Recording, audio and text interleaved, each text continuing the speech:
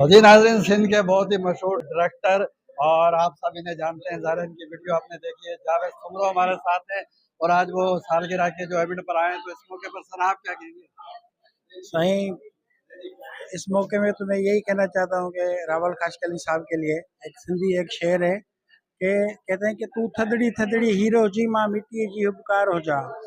तू थदड़ी थदड़ी हीरो जी मां मिट्टी जी उपकार हो जा। तू हाकम हुक्मरान हुजी त मां नौकर ताबेदार हो जा। तू बागन जो को गुल हुजी त मां माली चौकीदार हो जा। त असांजो रावल खाशकली साहब तमामु बहितरीन ऐं प्यारो माण्हू आहे ऐं दिलि जो बि प्यारो आहे। ऐं मुंहिंजी हींअर उमिरि जेकी आहे 51 साल आहे ऐं जेको सो रावल खाशकली साहब इलाही असांखां नंढो आहे ऐं मौला हिनखे सलामत रखे, ख़ुशि रहे, पर अहिड़ियूं बर्थडे कंदो रहे ऐं असां हिन सां गॾु बर्थडे अहिड़ियूं मल्हाईंदा रहूं, सेलिब्रेट करंदा रहूं, ईअं ई नचंदा रहूं।